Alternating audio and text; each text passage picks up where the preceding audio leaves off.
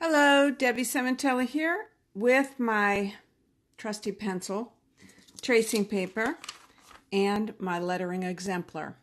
If you don't have an exemplar to work from, just grab a piece of lined paper and a pencil. If you'd like a copy of my exemplars, just send me a message with your email and I'm happy to send them to you. I also teach brush lettering classes on Skillshare, and if you'd like a 2-month free membership, you can also send me a note to ask about that. Let's just start with the pencil and paper. That's all you need.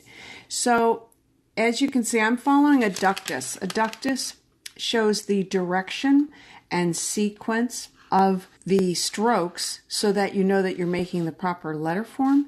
It also will indicate where the thicker strokes are and the thinner strokes are. So that's the nice thing about having an exemplar. It's a teaching tool. I'm going to just start with a basic oval, come down with the second stroke, and come around.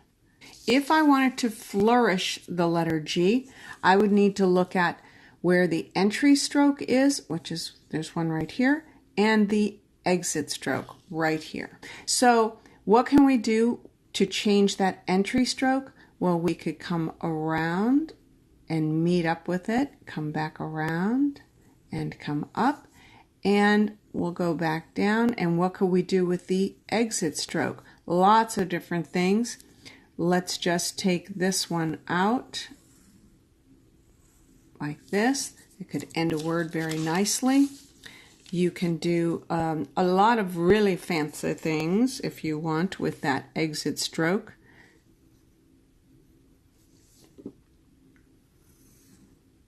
You can come out and go back around and come up.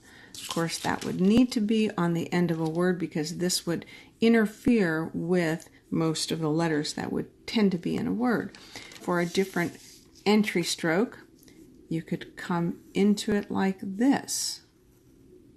And these are just some ideas.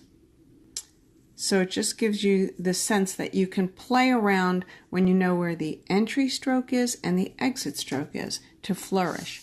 Now, what about if you want to use the letter G in a word?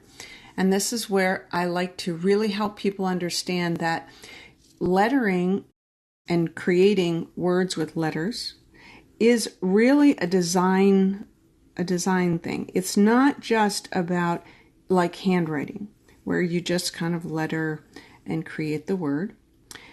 It really has more design elements to it. So let's take the word Google. So the way that we look at this is first we understand where are our lowercase descending letters. So we have the 2 G's, and where's our uppercase ascending letter? So we have an L. So we know that we have room here to play if we want.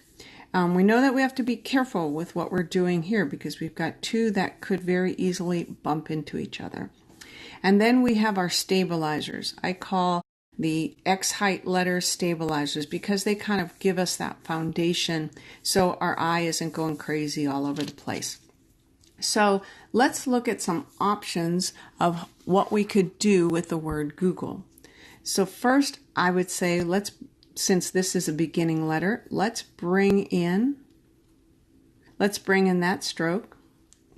And now what I see with these 2 is a possibility of making these 2 work together. So I'm just already kind of going with my pencil to look at how would that work. And I'm doing this in a way that connects them but keeps very nice oval shapes, and we're going from this lower height to a little bit higher, so we create some change there. If I had them both at the same level, that would not work as well. This would be an awkward line coming down at this angle. So that's starting to work for me. So I'm going to leave that there. And the beauty of the pencil is that you can use the eraser so you can play around. You know, when you're using a brush pen, that's permanent. And so, you can get more nervous about what you're doing. But when you're using a pencil, you're just playing around and trying things out. Okay, so something's bothering my eye there. Let's just take this up a little bit like that. And we can come over here and do that. Let's see if we like that. Okay, that's all right, but then something here has to change. And that's the other thing that you'll find, because those 3 loops in a row was just too much. So we want to vary the loops.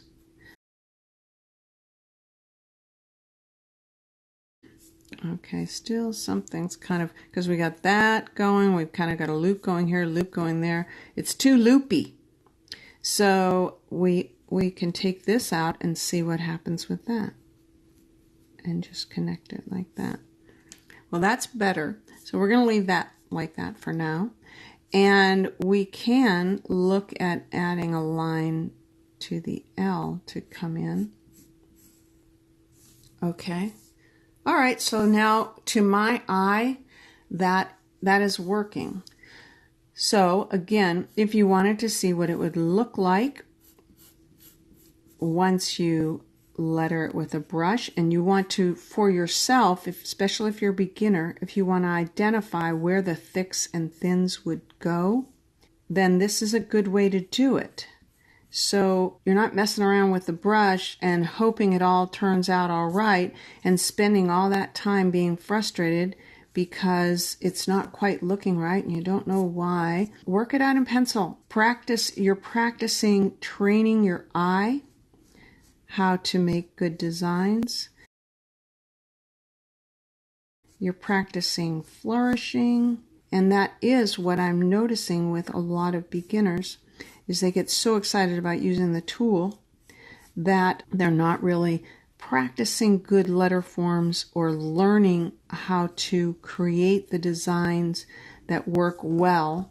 So that would be my version of creating some interesting G's. Got some nice movement there, and we've got a lot of good negative space. If you would like to learn more, I'm happy to send you my lettering exemplars. Thanks for joining me, and have a great day.